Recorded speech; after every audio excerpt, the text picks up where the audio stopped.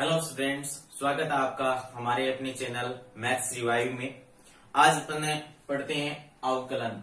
ठीक है, कोई भी टॉपिक पढ़ने से पहले उसका बेसिक कॉन्सेप्ट क्लियर होना बहुत ही जरूरी है। तो आज अपन अवकलन की बेसिक जानकारी जानते हैं। अवकलन है ये 12th क्लास के लिए, नेवी एयरफोर्स के लिए, आदि कॉम्पिटिशन एग्जाम के लिए भी बहुत ज्यादा इंपॉर्टेंट टॉपिक है। ठीक है, तो अपन देखते हैं कि अवकलन कहते किसे, होता क्या है अवकलन। साथ ही साथ स्टूडेंट्स, अगर आप चैनल पे नए हो तो चैनल को सब्सक्राइब कीजिए, बेल आइकन को प्रेस कीजिए ताकि आगे आने वाली वीडियो की जानकारी आपको मिलती रहे। तो देखते हैं अवकलन। अवकलन किसे कहते हैं? ठीक है, किसी चर राशि के सापेक्ष, किसी चर राशि के सापेक्ष चर राशि का तात्कालिक बदलाव की जो दर है उसको क्या बोलते हैं? अवकलन बोलते हैं। किसी चर राशि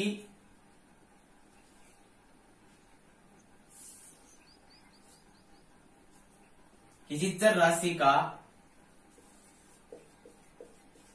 दूसरी चर राशि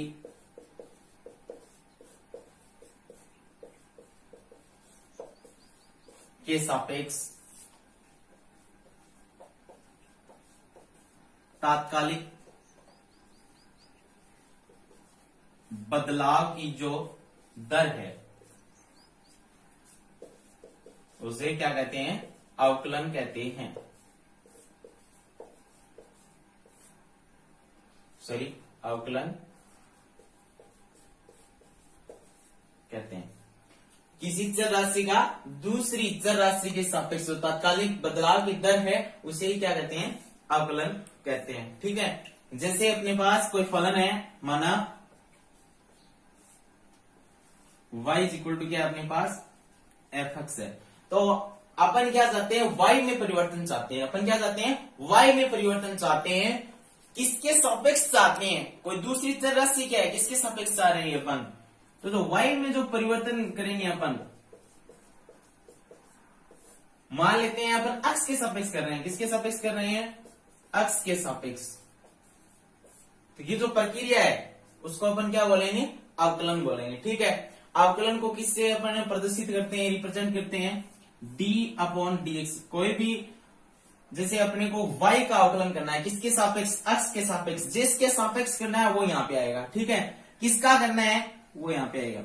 ठीक है, तो यहाँ पे अपन को क्या करना है? y का अवकलन करना है। किसके सापेक्ष? अक्ष के सापेक्ष। तो क्या है? dy/dx। ठीक है, तो इसका अवकलन क्या हो जाएगा? dy/dx। ठीक है, तो देखिए यहां पे अपने को किसका अवकलन करना था? y का करना था। किसके सापेक्ष? अक्ष के सापेक्ष करना था। तो ये क्या हो गया? अवकलन क्या हो गया? y का अक्ष के सापेक्ष dy/dx। ठीक है, उसी तरीके से अपन देखें फिजिक्स के अंदर, तो देखें v का अपन अवकलन करते हैं किसके सापेक्ष? t के सापेक्ष। ठीक है, तो इसको अपन कैसे लिखेंगे? d/dx। सॉरी, यहाँ पे अपन किसके सापेक्ष कर रहे हैं? t के सापेक्ष। किसका कर रहे हैं? v का। तो ये अपन के पास क्या आ जाएगा? dv/dt। dv/dt क्या होता है? ये क्या हो गया? v क्या होता है यहाँ पे? वेग, और t क्या है? समय। तो वेग में परिवर्तन की दर क्या कहलाती है? त्वरण। ये क्या आ जाएगा? त्वरण अपने पास। ठीक है, उसी तरीके से अपन देखें तो s यानी विस्थापन। विस्थापन का भी अपन क्या करते हैं? समय के सापेक्ष।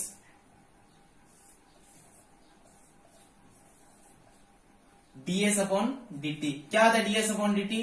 v यानी वेग, यानी विस्थापन में परिवर्तन की जो दर है उसे क्या बोलते हैं अपन? वेग बोलते हैं। तो ये फिजिक्स में भी अपने बहुत ज्यादा काम आने वाला टॉपिक है।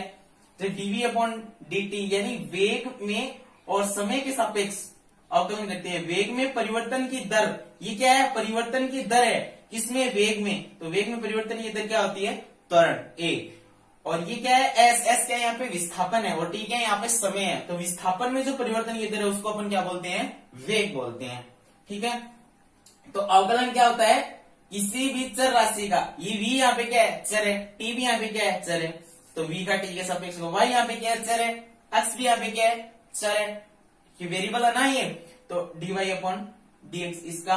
तो देखते हैं अपन अवकलन किसे कहते हैं कि किसी चर राशि का दूसरी चर राशि के सापेक्ष तात्कालिक बदलाव की जो दर है, ये बदलाव हो रहा है ना इसमें, ये बदलाव की जो दर है उसे क्या बोलते हैं अपन अवकलन बोलते हैं।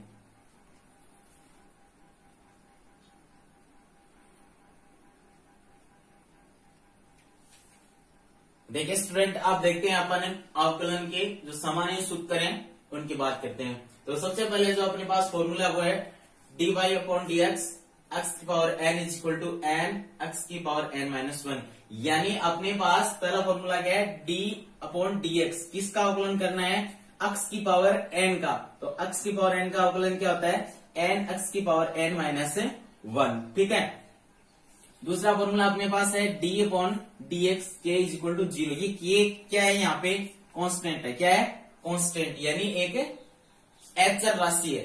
अचर राशि क्या होती है, अब इसका मान जीरो क्यों आया, क्योंकि अचर राशि क्या होती है, अपरिवर्तनीय होती है। क्या होती है, अपरिवर्तनीय, स्वतंत्र होती है, वो चेंज नहीं होती है। कांस्टेंट यानी जैसे 5 है, 6 है, आप इसमें कुछ परिवर्तन कर सकते हैं क्या, अपन नहीं कर सकते। इसलिए और अवकलन क्या होता है, परिवर्तन की दर होती है, इसमें परिवर्तन हो ही नहीं सकता, तो ये क्या आएगा, जीरो आएगा। फिर e की पावर x, e की पावर x का अपन अगर अवकलन करते हैं x के सापेक्ष तो क्या आएगा, e की पावर x, और इसका समाकलन भी क्या होता है, e की पावर x ही होता है। फिर अपन अवकलन करते हैं x के सापेक्ष का log x का, तो क्या होता है 1 अपॉन x। फिर अपन करते हैं a की पावर x का अवकलन करते हैं किसके सापेक्ष, x के सापेक्ष, तो क्या आएगा a की power x log a, e यहाँ पे क्या है, बेस में है, आधार में है। फिर अपन बात करते हैं ट्रिग्नोमेट्री रेशियो की, त्रिकोणमितीय अनुपातों की। मैं इन सभी फॉर्मूला पे आपको एग्जांपल भी करवाऊंगा, लेकिन पहले आप ये फॉर्मूले लिखो, फॉर्मूले देखते हैं। तो देखिए पहला अपने पास जो ट्रिग्नोमेट्री रेशियो क्या होता है, साइन एक्स। तो साइन एक्स का एक्स के सापेक्ष अपन अगर अवकलन करेंगे तो क्या आएगा अपने पास, कोस एक्स। ठीक है, उसके बाद में आता है कोस एक्स, कोस एक्स का एक्स के सापेक्ष अवकलन करेंगे तो क्या आएगा, माइनस का साइन एक्स। उसके बाद में क्या आता है टेन एक्स, टेन एक्स का एक्स के सापेक्ष अवकलन क्या आएगा, सेक्स स्क्वायर एक्स। फिर आता है कोट एक्स, कोट एक्स का एक्स के सापेक्ष अवकलन क्या होता है, माइनस कोसेक स्क्वायर एक्स।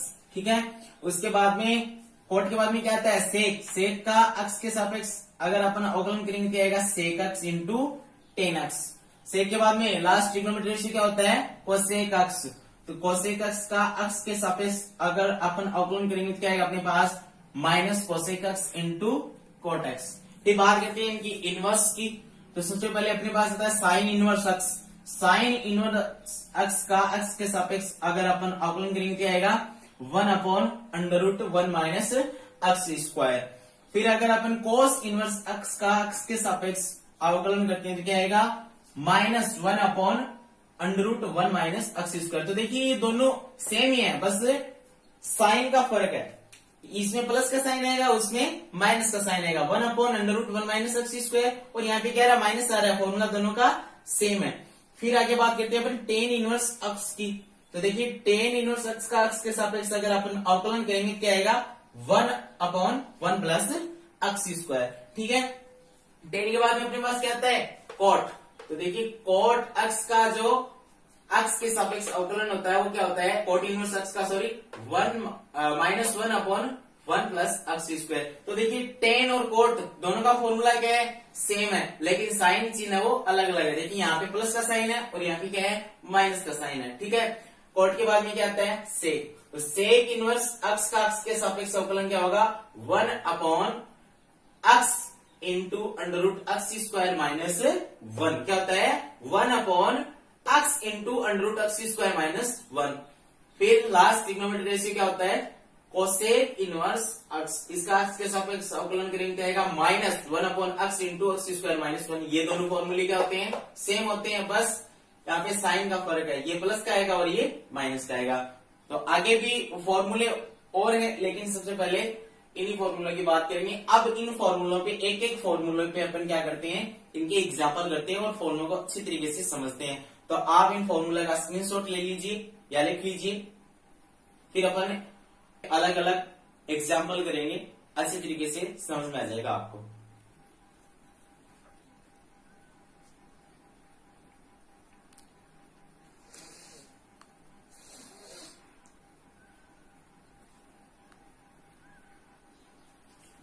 अब देखिए अपने पास जो फर्स्ट फॉर्मूला है कि x की पावर n का x के सापेक्ष अवकलन क्या होता है, n x की पावर n माइनस वन, इसका प्रयोग देखते हैं। तो देखिए अपने पास एक एग्जांपल है, निम्न का x के सापेक्ष अवकलन ज्ञात कीजिए। तो इसमें जो पहला है वो है अपने पास x की पावर 3। तो अब अपने को क्या करना है, x के सापेक्ष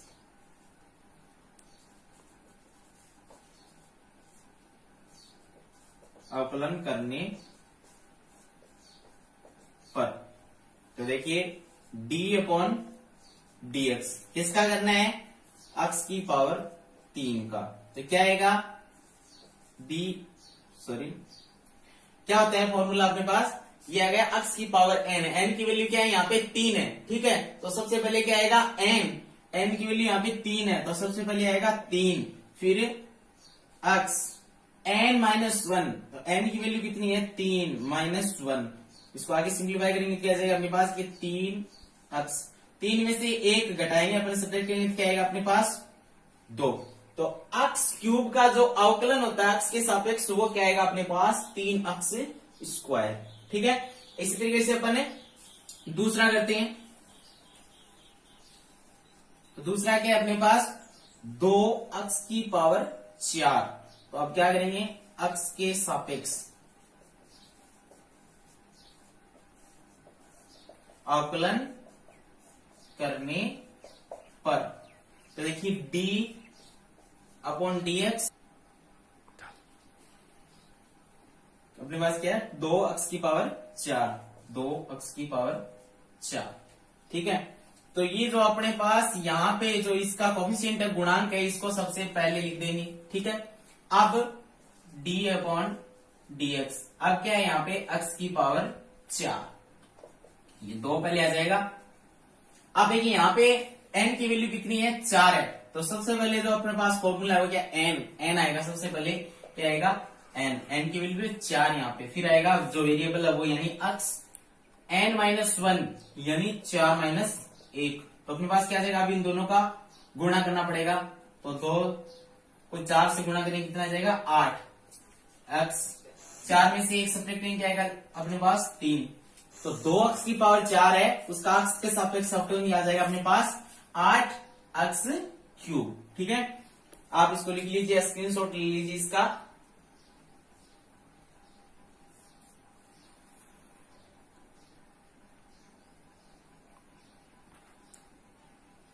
तो देखिए आपके पास नेक्स्ट क्वेश्चन है 5x की पावर 9, 5x की पावर 9 x के सापेक्ष अवकलन करने पर। तो ये जो सबसे पहले अपने पास जो अचर राशि है, ये इसको यहाँ पे पहले लिख देते हैं d/dx x की पावर 9, 5 इंटू dy/x x की power n is equal to n x की पावर n माइनस 1। तो सबसे पहले क्या आएगा n, तो n की वैल्यू यहाँ पे क्या है 9, फिर आएगा वेरिएबल यानी x n माइनस 1 यानी 9 माइनस 1, 5 को 9 से गुणा करेंगे क्या आ जाएगा 45x, 9 माइनस 1 कितना आ जाएगा 8, इसका आंसर कितना आ जाएगा 45x की पावर 8, ठीक है।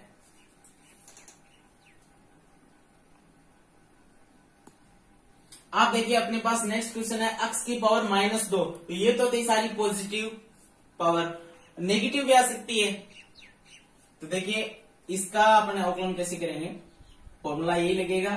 तो सबसे पहले क्या आएगा n की वैल्यू इस बार यहाँ पे क्या है -2 है, तो यहाँ पे क्या आएगा -2, x की पावर n माइनस 1, तो n की वैल्यू क्या है -2 माइनस 1, ये फॉर्मूले का -1 है और ये n की वैल्यू है -2x, -2 और -1 कितने हो जाएंगे -3। तो इसका आंसर क्या आ जाएगा अपने पास -2x की पावर -3। तो x की पावर -2 का जो x के सापेक्ष अवकलन है वो क्या होगा -2x की पावर -3, ये हो जाएगा। अब एक पास नेक्स्ट क्वेश्चन है 3x की पावर -5, ठीक है। तो देखिए सबसे पहले जो अचर पद है इसको लिख देते हैं, उसके बाद में d/dx x की पावर -5।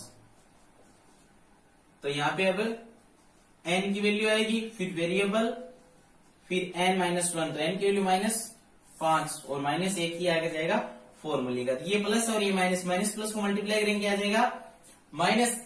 अब देखिए 5 को 3 से मल्टीप्लाई करेंगे आ जाएगा 15x, -5 और -1 कितने हो जाएंगे, -6। ये इसका आंसर आ जाएगा।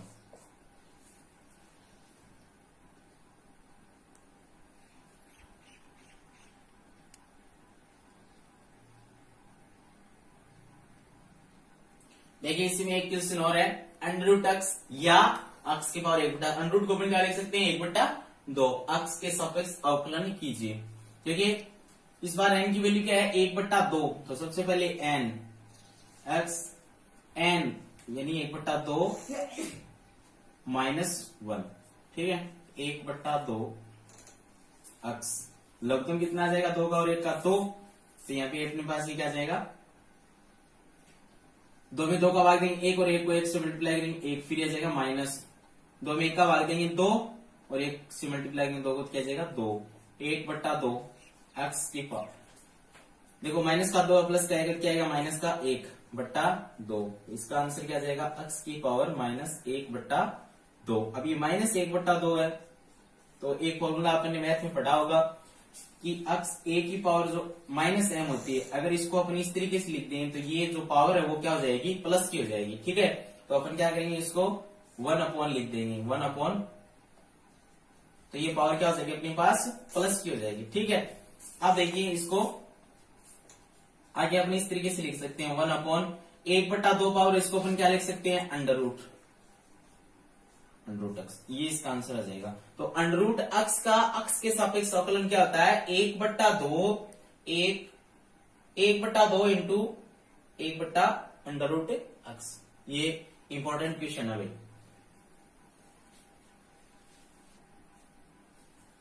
देखिए इसको फिर से समझते हैं अपन, √x है, √x को अपन क्या लिख सकते हैं, 1/2, ठीक है, पावर 1/2 लिख सकते हैं यहाँ पे।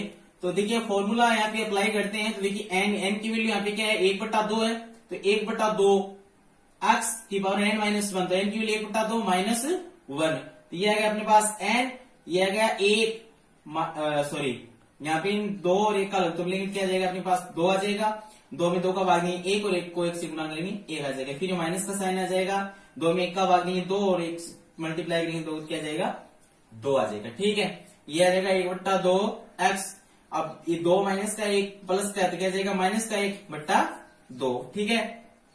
अच्छा ये एक स्टेप।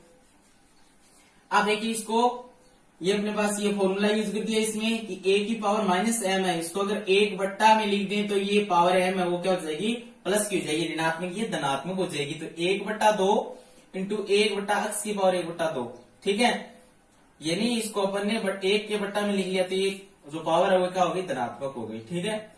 1/2 पावर क्या होता है, √ होता है, तो √x का x के सापेक्ष अवकलन क्या हो गया, 1/2 इंटू 1/√x, ठीक है। इसका स्क्रीनशॉट ले लीजिए आप। अब देखिए यहाँ पे लास्ट क्वेश्चन है इसका, 1/√x, 1/√x है, इसको अपन क्या लिख सकते हैं, 1/x की पावर 1/2, √ को क्या होता है, 1/2 पावर, ठीक है। इसको अपन ऊपर ले जाएंगे उसी फॉर्मूले से, तो देखिए 1/a की पावर n, अगर यहाँ पे धनात्मक है तो इसको ऊपर ले जाएंगे, कि ये जो घात है वो क्या हो जाएगी, ऋणात्मक, तो 1/2 को ऊपर ले जाएंगे तो ये घात हो जाएगी माइनस की, ठीक है।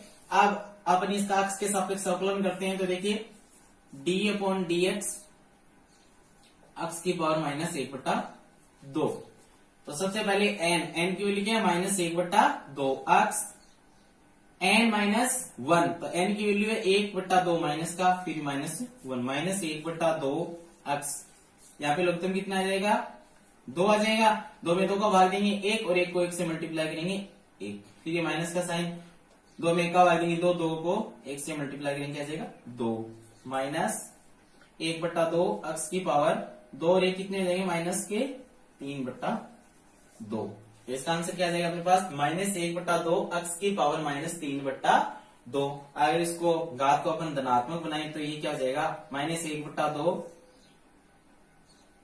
1/x की पावर 3/2, 2। ठीक है,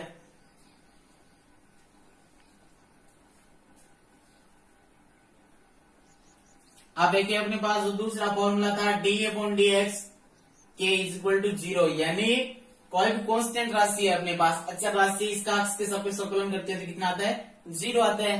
तो बस इसको तो लिखना है और कुछ नहीं करना। d/dx 5 क्या जाएगा? 0, क्योंकि कोई भी अचर राशि होता है उसका चर के सापेक्ष अवकलन क्या होता है? 0 होता है। ठीक है, इसका करते हैं, इसका क्या जाएगा अपने पास? d/dx -3, तो ये भी अपने पास क्या जाएगा? 0। ठीक है, तो सिंपल सा फॉर्मूला था ये। तो कोई भी कांस्टेंट राशि है, अचर राशि है, उसका चर राशि के सापेक्ष अवकलन क्या होता है? 0 होता है। ठीक है, अब देखिए नेक्स्ट फॉर्मूला अपने पास है e⁻x का x के सापेक्ष अवकलन। ठीक है, तो e⁻x लिखा हुआ है, तो d/dx e⁻x, ये अपनी e⁻x का x के सापेक्ष अवकलन क्या होता है? e⁻x।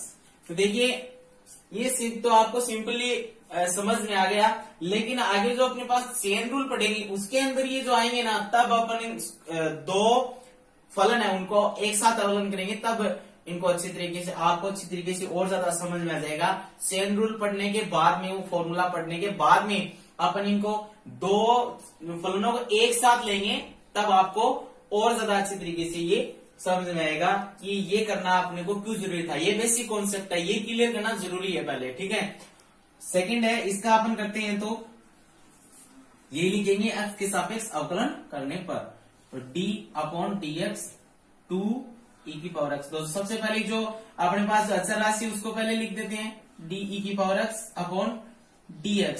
2 इंटू e⁻x क्या होता है? e⁻x के सापेक्ष अवकलन क्या होता है? e⁻x, ये क्या जाएगा अपने पास? 2e⁻x। ठीक है, तो आज क्लास में इतना ही, आगे के फॉर्मूले नेक्स्ट क्लास में। आप चैनल को ज्यादा से ज्यादा सब्सक्राइब करें, शेयर करें और बेल आइकन को प्रेस करिए, ताकि आगे आने वाले जो वीडियो है उनकी जानकारी आपको मिलती रहे। धन्यवाद।